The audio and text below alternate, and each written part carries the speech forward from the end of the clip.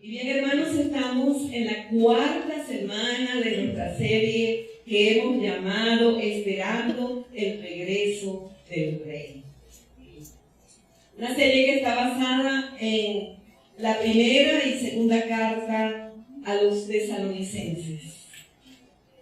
Cuando el apóstol Pablo escribió aquella carta, esta iglesia estaba en una gran persecución, enfrentando tribulaciones. Tanto la naciente iglesia de Tesalónica como los misioneros, Pablo, Silvano y Timoteo, estaban pasando un tiempo difícil, un tiempo de sufrimientos, un tiempo de adversidad. Y nosotros tenemos que reconocer, podemos decir, que al igual que los apóstoles, al igual que aquella iglesia de Tesalónica, tendremos que afrontar aflicciones, pruebas en nuestras vidas, ¿verdad? ¿Y cuál es el propósito de estas pruebas, hermanos amados? Que nuestra fe sea fortalecida, que podamos salir fortalecidos en el Señor y que Cristo pueda formar su carácter en cada uno de nosotros. El tema de hoy está centrado en Primera de Tesalonicenses, capítulo 3. Pueden buscar allí, capítulo 3 de la primera carta a los tesalonicenses. El título del mensaje es Tiempo de prueba. Tiempo de prueba. Y uno podría preguntarse, ¿qué significa pasar por un tiempo de prueba en una frase? Y yo se las he puesto allí en sus bosquejos. De hecho, si alguno no lo tiene, levante su mano para que los bosquejos se van a llegar. Ahora, si todos lo tienen, muy bien. ¿Qué significa un tiempo de prueba? Un tiempo de prueba significa, oye bien, ser probado por Dios para llegar a ser aprobado. ¿Lo entendemos? Ser probado por Dios para llegar a ser aprobados por Él. Amén. Amén. Vamos a considerar en esta mañana, en este estudio de este capítulo 3, tres cosas que estaban presentes, que estaban allí llenando el corazón de los misioneros. En primer lugar, en este pasaje encontramos que en el corazón de los misioneros estaba presente la preocupación por los peligros que podían estar pasando los hermanos en Tesalónica. Y entre esos peligros se destacan tres. Peligros. En primer lugar, tenemos el peligro del desánimo. Y pueden escribir allí en sus espacios en blanco. El peligro del desánimo. En los primeros 3 versículos del capítulo 3, encontramos que el apóstol Pablo, preocupado por lo que podían estar pasando nuestros hermanos en aquella iglesia, él envía a Timoteo cuando él estaba en Atenas, en ese segundo viaje misionero. Espero que hayan leído la tarea que yo les puse el primer día de leer Hechos de los Apóstoles, desde el capítulo 16 hasta el capítulo 18, versículo 5, donde está narrada la historia, el contexto histórico de ese segundo viaje del apóstol Pablo. Cuando el apóstol Pablo está en Atenas, él manda a Timoteo a Tesalónica. Manda a Timoteo para que informara cómo estaba evolucionando la vida de la iglesia. Y dice así en los versículos 1 al 3, y se los leo en la Nueva Versión Internacional. Dice, por tanto, cuando ya no pudimos soportarlo más, soportar que la preocupación que ellos tenían, pensamos que era mejor quedarnos solos en Atenas. Así que enviamos a Timoteo, hermano nuestro y colaborador de Dios en el Evangelio de Cristo, con el fin de afianzarlos y animarlos en la fe, para que nadie fuera perturbado por estos sufrimientos. Ustedes mismos saben que se nos destinó para esto. Hermanos, el arma mortífera de nuestro adversario, Satanás, es el desánimo. No hay herramienta más poderosa que tenga el enemigo, que tenga el adversario, como la de tratar de desanimarnos en el trabajo para Dios. No fue fácil para Pablo quedarse solo en Atenas. Por mutuo acuerdo, los misioneros decidieron enviar a Timoteo a Tesalónica, para que los creyentes fueran animados, para que él pudiera animarlos y afianzarlos en la fe en medio de las tribulaciones que ellos estaban pasando. Para que ningún creyente fuera movido, fuera perturbado por las aflicciones. En la Biblia, en la palabra de Dios, abundan, hermanos, abundan acontecimientos que nos muestran cuán poderosa puede ser la aparición del desánimo en nuestras vidas, para derribar el trabajo en medio del pueblo de Dios, para derribar el servicio que tú estás dando al Señor en medio de su pueblo, para derribar tu fe, para desanimarnos. En el libro de Éxodo tenemos una excelente ilustración. En los capítulos 5 y 6, allí en este pasaje leemos que cuando Moisés y Aarón se presentan frente al faraón y le dicen que Dios les ha dicho que liberte a su pueblo Israel, que lo deje salir de Egipto. ¿Cómo responde Faraón? Faraón responde ásperamente. Y en lugar de darle la libertad al pueblo de Israel, lo que hace es aumentarles el trabajo que ya ellos estaban experimentando y agravar la esclavitud de los israelitas.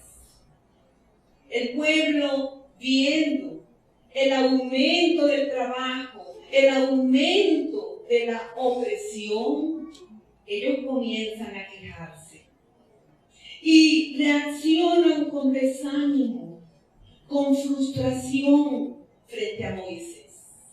Y fíjense lo que dice en el capítulo 5, versículo 21, que ellos le dijeron, tanto a Moisés como a Aarón, les dijeron que el Señor los examine y los juzgue. Por culpa de ustedes el faraón y sus siervos nos odian. Ustedes mismos le han puesto la espada en la mano para que nos maten. En ese momento, hermanos, había una tremenda crisis en el pueblo. Y parecía que la gestión de Moisés frente al faraón había fracasado, había resultado desfavorable. ¿Qué hace Moisés? Moisés, al ver la situación, él se dirige a Dios. Y allí en el mismo capítulo 5, en los versículos 22 y 23, él le dice: Señor, ¿por qué afliges a este pueblo? ¿Para qué me enviaste? Porque desde que yo vine a Faraón para hablarle en tu nombre, han afligido a este pueblo. Y tú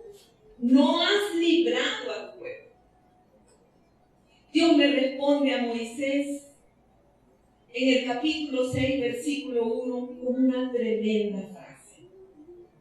Dios le dice, ahora verás lo que yo haré a Faraón. Y le dice lo que va a hacer en los versículos 6 al 8. Y vamos a leer lo que Dios dice que va a hacer. Él dice, yo soy el Señor. Yo lo voy ¿a qué? A librar de los trabajos pesados en Egipto. Voy ¿a qué? A liberarlos ¿de qué? De su esclavitud. Con brazo extendido y con grandes juicios les daré ¿qué? Libertad.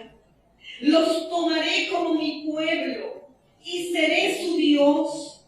Y ustedes sabrán que yo soy el Señor, su Dios, que los libró de los trabajos pesados en Egipto. Voy a llevarlos a la tierra por la cual levanté mi mano y juré que se la daría a Abraham, Isaac y Jacob. Yo les daré esa tierra en propiedad. ¿Yo soy quién? Yo soy el Señor. Hermano, Dios termina diciendo, yo soy el Señor. Es como si Dios estuviera poniendo su firma. Todo esto que les estoy prometiendo, se los prometo yo. Yo soy el Señor. ¿Para qué? Para que el desánimo desapareciera del corazón de los israelitas. Ahora, para que nosotros podamos entender cómo la aflicción puede oscurecer la palabra de Dios, para que podamos entender cómo el dolor funciona, ¿saben qué? Como tapones espirituales. Fíjate en el versículo 9 como dice. Moisés dio a conocer esto a los israelitas.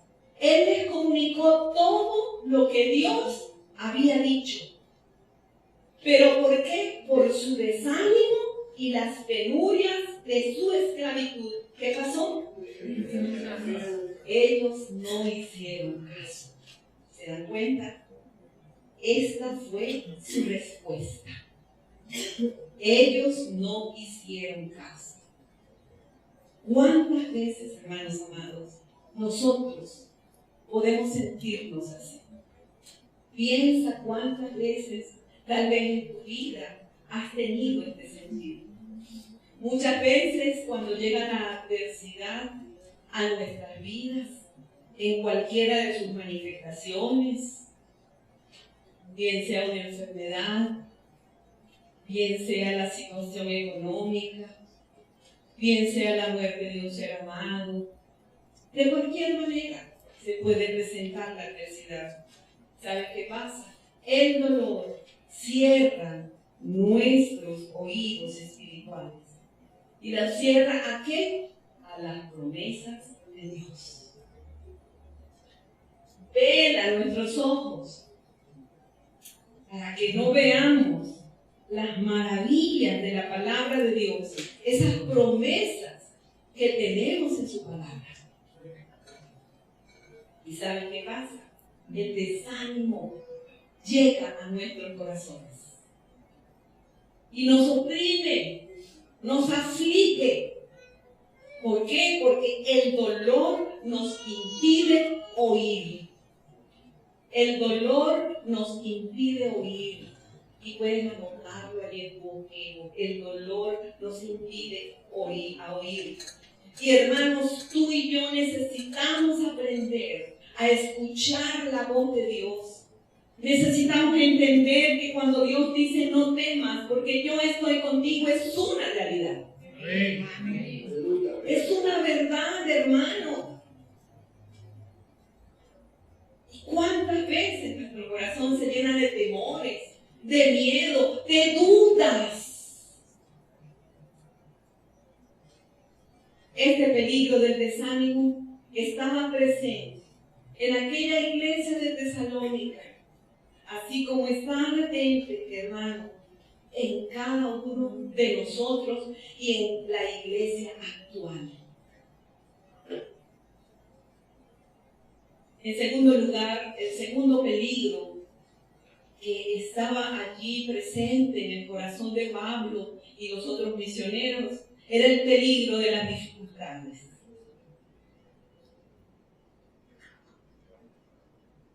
Dice allí en el versículo 4, pues cuando estábamos con ustedes, les advertimos que íbamos a padecer, ¿qué cosa? Sufrimientos. Pablo se los había advertido, se los había dicho, y así sucedió. Tal cual. El apóstol Pablo les había pronosticado, les había profetizado que habría dificultades, que tendrían pruebas, que tendrían sufrimientos. Y hermanos, este peligro, ese mismo peligro, está siempre presente en el pueblo de Dios. Y nosotros tenemos que estar preparados para afrontarlo, para afrontar las dificultades. El apóstol Pablo contrasta este mensaje que estamos viendo aquí, contrasta, hermano, con lo que oímos hoy en muchos púlpitos cristianos, donde lo que tú vas a oír es un evangelio de gozo, un evangelio de bendición. Y sí, es verdad, Dios nos está bendiciendo. Amén. Vas a oír solamente un evangelio de victorias, un evangelio de prosperidad, porque tú eres hijo del Rey. No tiene por qué faltarte nada. No tienes por qué enfermarte. No tienes por qué tener dificultades en tu vida. Y eso no es lo que dice Pablo, ¿verdad? Él le dice a aquella iglesia, les advertimos que íbamos a padecer, ¿qué cosa? Sufrimientos. Hermanos queridos, en la vida cristiana, en nuestro andar diario, las aflicciones, las dificultades, las pruebas son inevitables. Inevitables. Recuerda esto. En 2 Timoteo capítulo 3, versículo 12, el apóstol Pablo le dice a Timoteo, también todos los que quieren vivir piadosamente en Cristo Jesús, ¿qué cosa? Padecerán persecución. ¿Quiénes quieren vivir piadosamente aquí? Pero no todos levantan la mano, ¿verdad? ¿Quiénes quieren vivir piadosamente en Cristo Jesús? ¿Saben qué? Padeceremos persecución. Padeceremos dificultades. Pasaremos por las pruebas. Pero hay un objetivo. El carácter de Cristo está siendo formado en ti y en mí. Amén. Es importante, hermanos, entender que los sufrimientos, que las dificultades son un componente necesario en la vida cristiana. Necesario. Es importante entender que Dios nos va a permitir, nuestro Padre nos va a permitir pasar por el dolor, pasar por el sufrimiento para formar nuestro carácter. Y lo mejor de esto es que cuanto más difícil, oye bien, cuanto más difícil y dolorosa es la prueba, mayor es su potencial para acercarnos a nuestro Salvador. Amén. Y desarrollar, ¿saben qué? Nuestros músculos espirituales. Nuestros músculos espirituales. Fíjense que el apóstol Pablo en Romanos capítulo 5, en los versículos 3 y 4, nos dice, hablando justamente de los sufrimientos, sabemos que los sufrimientos ¿Producen qué cosa? Resistencia. ¿Y la resistencia qué produce? Un carácter aprobado. Un carácter aprobado. Por eso, hermanos, como les dije al comienzo, la frase que la tienen allí escrita, ser probado por Dios para llegar a ser aprobado. Ese es el tiempo de prueba. Amados, soportar el sufrimiento es la capacidad que tú y yo podemos tener para mantenernos bajo el peso de las circunstancias difíciles, sin buscar una salida fácil, sin buscar una salida fácil. ¿Y sabes cómo se llama eso? Constancia, persistencia, perseverancia. Una cualidad que tú y yo necesitamos ejercitar. Dios usa los tiempos difíciles, hermanos queridos, para probar nuestra perseverancia. Pero sea lo que sea, hermano querido, que tú puedas estar enfrentando el día de hoy, sea cualquiera la prueba, la dificultad, la adversidad, recuerda esto: la gracia de Dios nos capacita a continuar cuando el camino es difícil. Es decir, no estamos solos.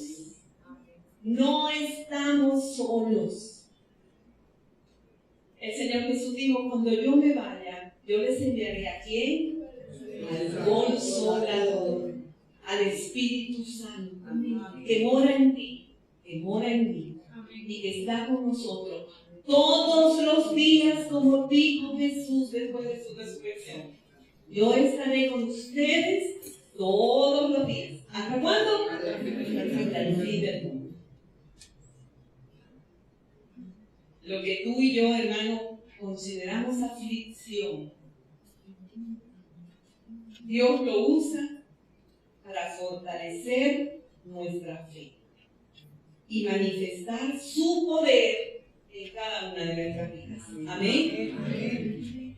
El tercer peligro que estaba presente allí en el corazón de aquellos misioneros era un peligro más grave todavía. Era el peligro de la demolición. Y ustedes dirán, ¿qué es eso? Bueno, eso se refiere al hecho de que la iglesia se podía desmoronar. Se podía desmoronar. Y las ovejas ser esparcidas y quedar como ovejas sin pastor. El versículo 5 habla de esta demolición.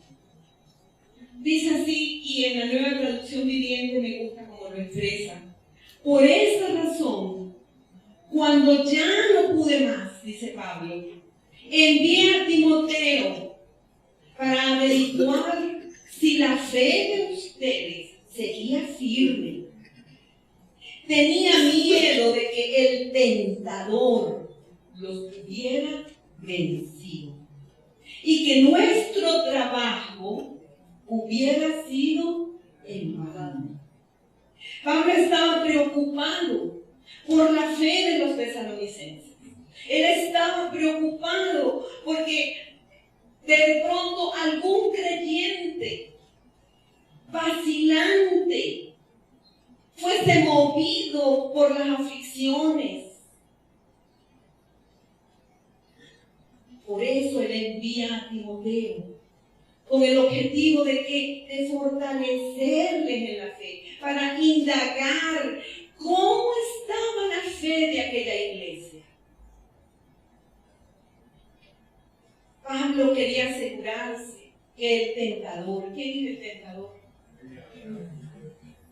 El diablo, Satanás, ese es su nombre. Pablo quería estar seguro que el tentador no había logrado seducirlos, tentándolos a abandonar a Cristo, a abandonar su fe y regresar al paganismo. Pablo tenía esa inquietud en su corazón, esa preocupación. Y recordemos que aquella era una iglesia que recién había nacido. Acuérdense que eso fue en el segundo viaje misionero de Pablo. Él estuvo 3 semanas compartiendo con ellos en la sinagoga. Y después tal vez estuvo algunos días, los que leyeron la historia de Hechos y los que no, les animo a leerla, en casa de un hombre llamado Jasón, y tal vez allí siguió compartiéndoles la palabra. Y después de ahí, él viaja a Berea por la persecución, y luego a Atenas, y luego a Corinto. O sea, el tiempo que Pablo pasó con aquella iglesia, que los misioneros estuvieron allí, fue un tiempo corto. Y por eso Pablo tenía esa preocupación. Hermanos, el diablo siempre, recuerda esto, siempre está al acecho del cristiano. Siempre. Anda cual león rugiente, dice Pablo. ¿Buscando a quién? Nadie. Y su estrategia favorita, ¿saben cuál es? Las tentaciones. Las tentaciones. Su misión es tentarte.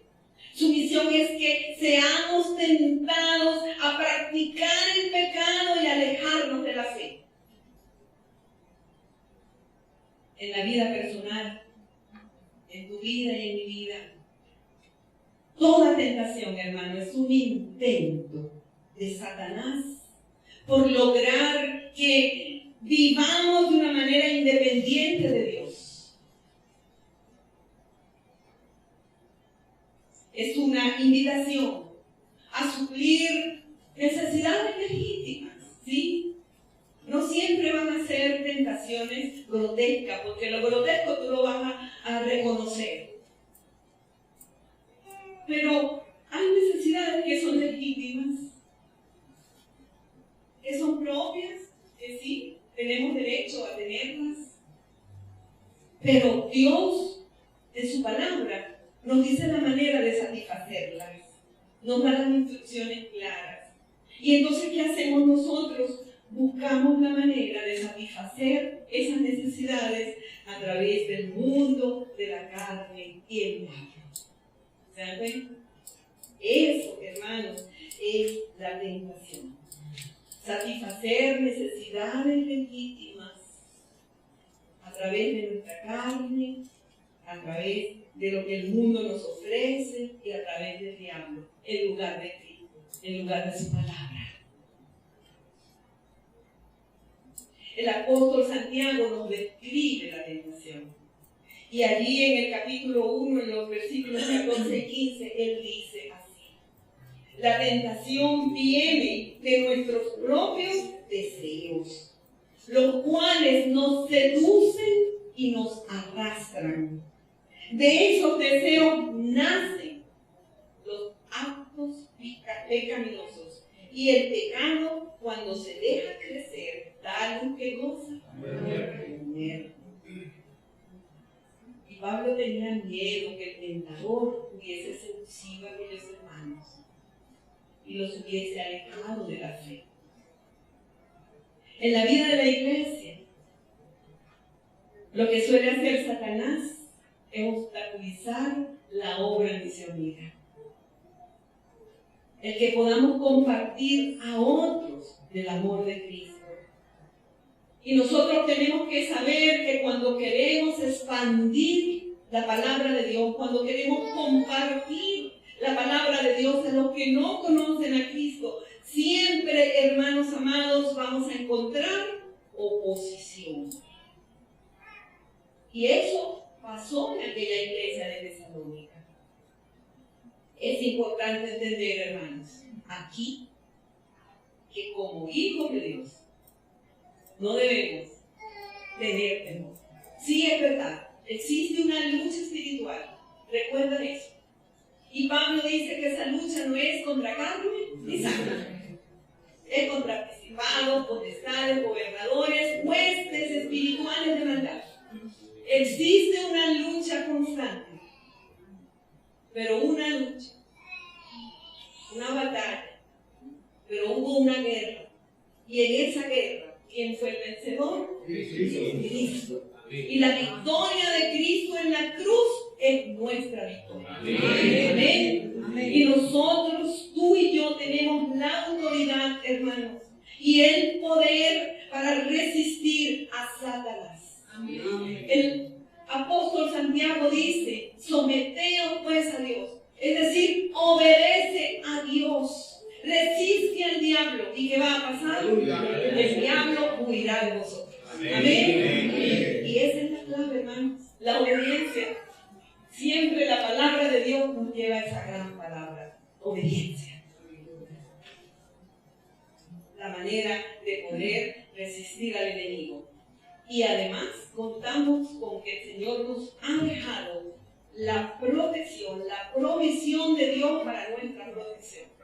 Tenemos la armadura espiritual, la cual debemos colocarnos diariamente. Amén. Amén. En Cristo, hermanos queridos, tú y yo somos más que vencedores. Amén. Muy bien.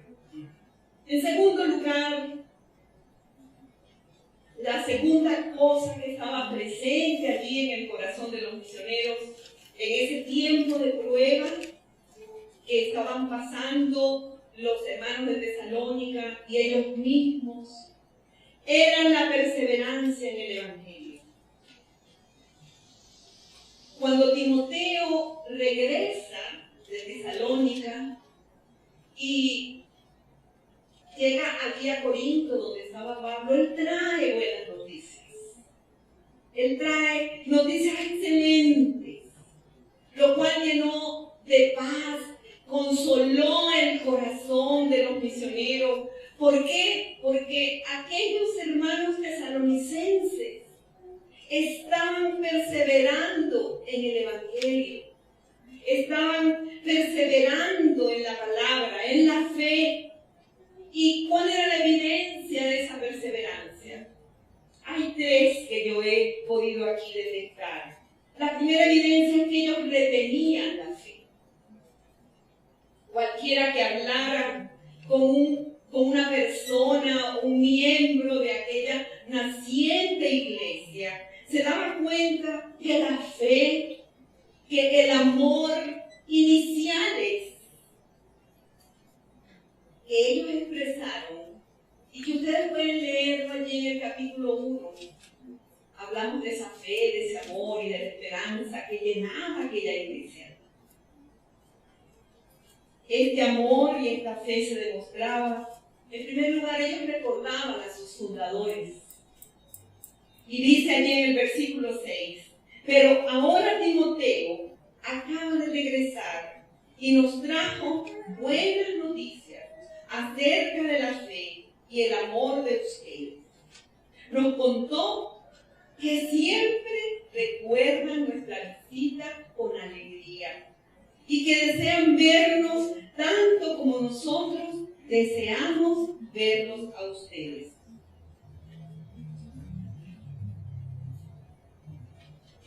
Los tesalonicenses nunca habían olvidado que Pablo, Silvano y Timoteo habían sido los que llevaron el Evangelio. Y esa retención de la fe que ellos tenían, esa retención del amor, hablaba de una perseverancia de aquella iglesia. La segunda evidencia que encontramos aquí en este pasaje es que ellos respondían a la perseverancia. Respondían a la perseverancia. Fíjense como dice en los versículos 7 y 8. Así que, amados hermanos, en medio de nuestras dificultades y sufrimientos, hemos sido muy animados porque han permanecido como firmes en su fe. Firmes en su fe. Nos reaviva saber que están firmes en el Señor. Hermanos, qué ánimo, qué consuelo traía a los misioneros el saber que esta iglesia no se había rendido frente al desánimo, no se había rendido frente al sufrimiento, frente a las dificultades. Esta iglesia no corría el peligro de desaparecer o desmoronarse, porque su perseverancia estaba firme. Ellos sabían en quién habían creído. Y esto fue de gran consuelo para el corazón del apóstol. Hermanos, en nuestra propia iglesia necesitamos responder a ese llamado a la perseverancia, a mantenernos firmes en la fe, a no rendirnos ante el desánimo,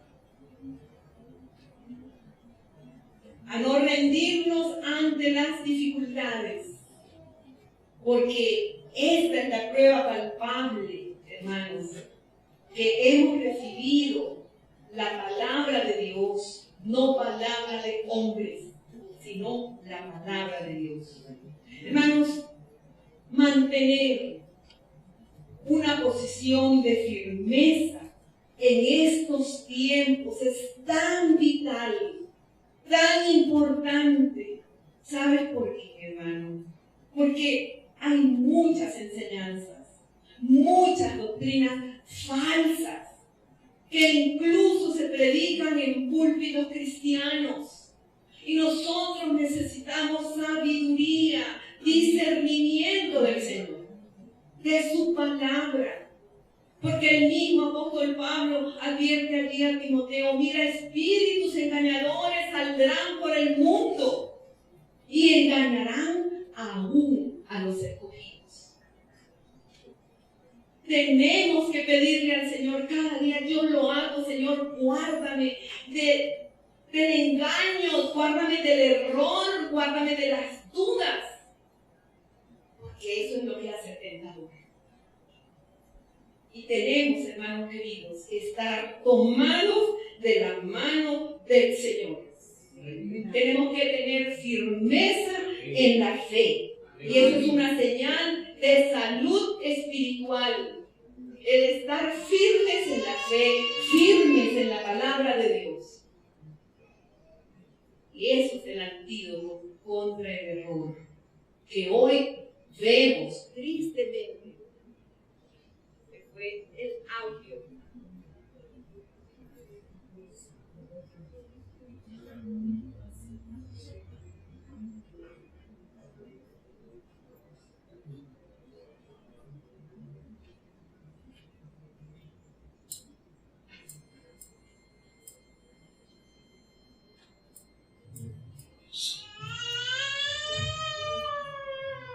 Eso es bueno porque nos muestra que Satanás no está contento, ¿verdad?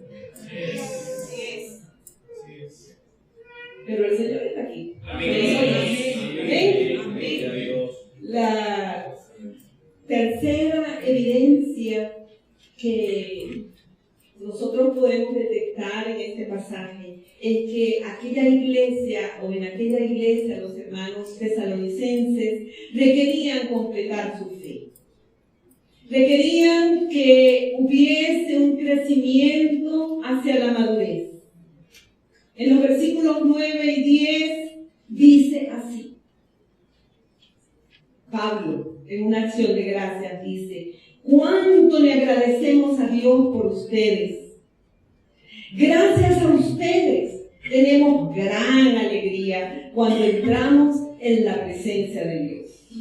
Día y noche oramos con fervor por ustedes, pidiéndole a Dios que nos permita volver a verlos y completar lo que falta en su fe. Pablo expresa a Dios su acción de gracias por el gozo de saber sobre la perseverancia espiritual de aquella iglesia en Tesalónica. ¿Por qué? Porque esa firmeza que ellos tenían en medio de tanta adversidad venía de Dios. Y el apóstol Pablo le daba gracias a Dios. Ahora, esa acción de gracias se acompaña también de una súplica, de una oración, pero no cualquier oración, no es una oración de 2 palabras, de una frase. Era una oración, como dice Pablo, día y noche oramos con fervor por ustedes. Era una oración constante, una oración con intensidad por aquella iglesia, para que Dios permitiera que ellos pudieran ver a los hermanos en Tesalónica cara a cara. Ellos pudieran regresar nuevamente a aquella iglesia para fortalecer a aquellos hermanos. Como dice, para completar lo que a ellos les faltaba en su fe. Y Pablo sabía que ellos necesitaban crecer todavía más como lo necesitamos nosotros, hermanos. Cada día tenemos que estar creciendo. No nos podemos estacionar. Tenemos que crecer hacia la madurez. Y sabes, esto es hasta que veamos cara a cara a nuestro Señor, a nuestro Rey. Y que el carácter de Cristo llegara a ser un estilo de vida y llegue a ser un estilo de vida en cada uno de nosotros. La frase completar lo que falta en su fe significa que ellos se rindieran completamente al Señor. Y Pablo entiende, él se da cuenta que ellos tenían que ser edificados, tenían que ser instruidos en la palabra, porque eso es lo que nos va a ayudar, ¿verdad? La instrucción de la palabra. A que nuestra fe se fortalezca, a que nuestra fe no sea defectuosa. Pablo quería, él entendía que ellos tenían que ser instruidos en la palabra para que su fe no fuera vacilante, fuera una fe firme, una fe equilibrada. Igual, eso es lo mismo que el Señor quiere de ti y de mí, que tengamos una fe equilibrada. No vacilante, no como las ondas del mar, ¿verdad? Hermanos, nuestro Padre anhela eso de nosotros. Completar la fe. Es un proceso continuo, constante, de crecimiento, hasta que veamos a nuestro Rey cara a cara. Por eso el apóstol Juan lo dice aquí en el capítulo 3, ¿verdad? Que ahora somos hijos de Dios y que hasta que le veamos a Él cara a cara debemos perseverar para poder verle a Él. ¿Y perseverar en qué? En la fe, en santidad, en firmeza. La tercera cosa que llena el corazón de un misionero y que llenaba el corazón de aquellos misioneros, apóstoles, era la petición por la iglesia. Y Pablo lo expresa en los versículos 11 y 13. Él dice que Dios nuestro Padre y nuestro Señor Jesús nos lleven muy pronto a verlos a ustedes y que el Señor haga crecer y sobreabundar el amor que tienen unos por otros y por toda la gente, tanto como sobreabunda nuestro amor por ustedes. Que Él, como resultado, fortalezca su corazón para que esté sin culpa y sea santo al estar ustedes delante de Dios nuestro Padre, cuando nuestro Señor Jesús regrese con todo su pueblo santo. Amén. Amén. El corazón del misionero, en este caso, se desborda en sus palabras. Y aquí en esta petición, hermanos, podemos detectar 3 anhelos que estaban presentes allí en el corazón de Pablo. En primer lugar, los misioneros piden dirección de Dios para poder ir a visitar aquella iglesia. Ellos querían ir de nuevo a Tesalónica, regresar allá. Ellos anhelaban ver a los hermanos cara a cara y quería hacer lo que se llamaba en aquel tiempo una confirmación a los hermanos, una confirmación en su fe. El segundo anhelo era ver que la iglesia se estaba desarrollando, se desarrolle creciendo en amor. Y en el versículo 12 dice allí, que ya lo leímos, que el Señor haga crecer y sobreabundar el amor que tienen unos por otros y por toda la gente, tanto como sobreabunda nuestro amor por ustedes. El progreso de los discípulos, el crecimiento de los discípulos, se convierte en un anhelo profundo. Pablo quería que el Señor hiciera abundar su amor hasta rebosar. Que tuviesen amor suficiente, no solo para amarse unos a otros, ¿verdad? No solo para amarnos nosotros aquí los unos a los otros, sino también a todos los hombres. Y sabes, ese amor está en tu corazón. Dice allí Pablo en Romanos que el amor de Dios ha sido derramado en nuestros corazones. ¿Por quién? Por el Espíritu Santo. De paso es una obra sobrenatural de nuestro Padre. Por su Espíritu Santo, Él ha derramado su amor en nuestros corazones, hermanos. El verbo abundar es un verbo muy descriptivo. Significa que tú tengas un océano, imagínate el océano, un océano de amor lleno hasta los bordes. Y desde allí, ese océano se derrama. El crecimiento en amor, hermanos, es tan importante. ¿Saben por qué? Porque contribuye a la santidad. El crecimiento en amor, en el amor de Dios, contribuye a la santidad. Y Pablo expresa esta enseñanza en Romanos capítulo 13. Y fíjense allí en los versículos 8 al 10 cómo él lo expresa. No tengan deudas pendientes con nadie, a no ser la de amarse unos a otros. De hecho, quien ama al prójimo ha cumplido la ley. Porque los mandamientos que dicen, no cometas adulterio, no mates, no robes, no codicies, y todos los demás mandamientos se resumen en este precepto. ¿Cuál? Ama a tu prójimo como a ti mismo. Hermanos, el amor, dice el versículo 10, no perjudica al prójimo. Así que el amor es el cumplimiento de la ley. La iglesia de Tesalónica se caracterizó por extender su amor a otras congregaciones alrededor, allí en Macedonia.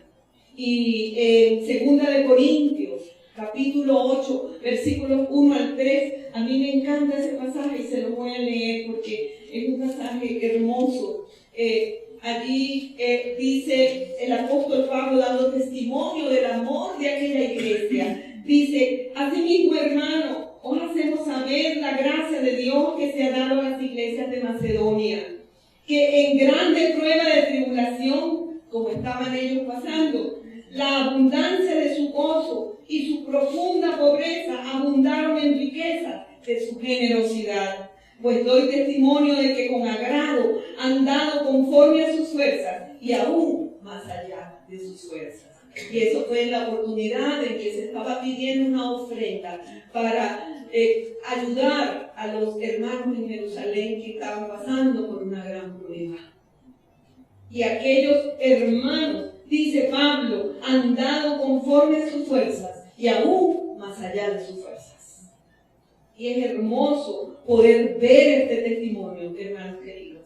Nosotros, como iglesia, necesitamos vivir esa exuberancia, podríamos decir así, esa experiencia de exuberancia, de sobreabundar en amor dentro de la iglesia y también hacia los que no conocen a Cristo.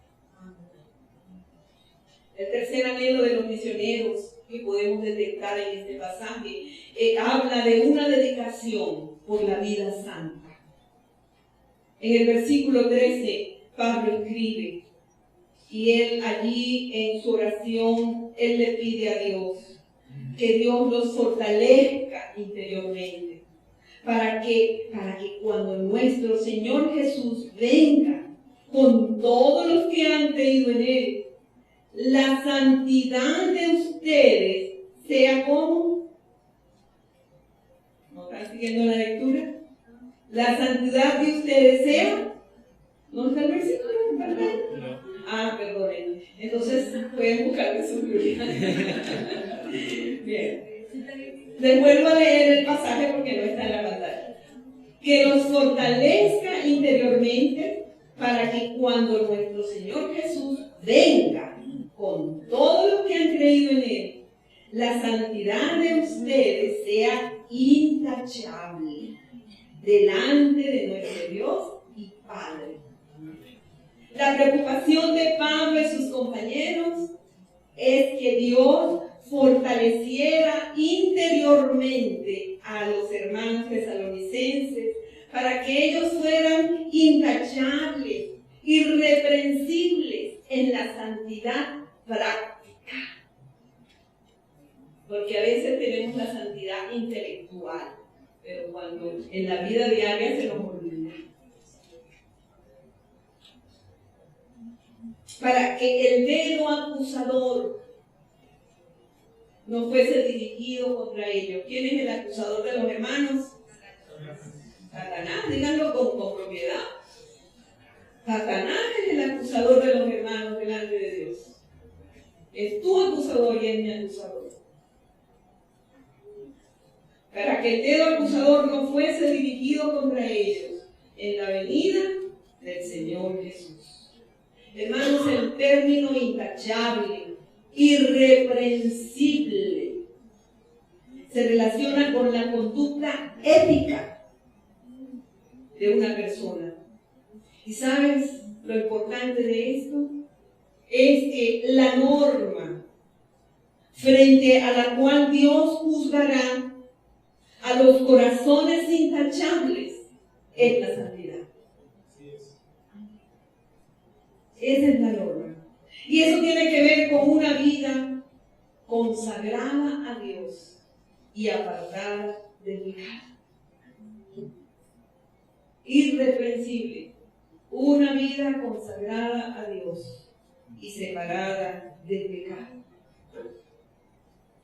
Hermanos amados, tú y yo tendremos que rendir cuentas un día delante de nuestro Rey, en el tribunal de Cristo, cuando estemos allá arriba en su presencia. ¿Saben qué? Van a pasar dos cosas después del arrebatamiento, y cuando veamos este tema dentro de 2 semanas, vamos a ver. Vamos a pasar por el tribunal de Cristo, donde cada uno de nosotros tendrá que rendir cuenta de todo lo que hayamos hecho, hermanos, sea bueno o sea malo. No es un tribunal de juicio, en realidad. El tribunal de juicio será en el gran trono blanco, para todos aquellos incrédulos que no recibieron a Cristo como su Salvador. Pero el tribunal de Cristo no es un tribunal de juicio, es un tribunal de recompensas, de bendiciones. Pero podemos perder las recompensas, eso sí. Podemos perder las bendiciones si nuestra vida no es una vida intachable, no es una vida irreprensible en santidad. Y allí, en los cielos, cuando estemos con nuestro Rey, después de haber sido arrebatados en esa primera parte de su segunda venida, cuando Él venga con todos sus santos, que son todos aquellos que han dormido en Cristo, y nosotros los que estemos vivos, yo espero estar viva, ¿verdad? ¿Sí ustedes? Pertenecer a lo que se llama esa generación bienaventurada, ¿no? Que no era muerte, Nadie, aquí, ¿quién quiere ver muerte? Todos se ríen, ¿verdad? Pero ¿sabes qué? Si tenemos que pasar por la muerte, estaremos en la presencia del Señor. No hay por qué temer, ¿verdad? No hay por qué temer. Y mientras estemos en esta tierra, hermanos queridos, mientras estemos aquí en esta tierra, no sabemos cuándo será el día ni la hora en que el Señor vendrá por su iglesia para llevarnos con Él. Pero tenemos que prepararnos. Tenemos que estar preparados, hermanos amados, esperando la venida del Rey. Cada día, esperando la venida del Rey. Viviendo como en santidad. Viviendo una vida santa. Amén. Y yo quiero pedirles hoy, en este momento, que se pongan en pie. ¿Sí? Vamos a orar juntos al Señor.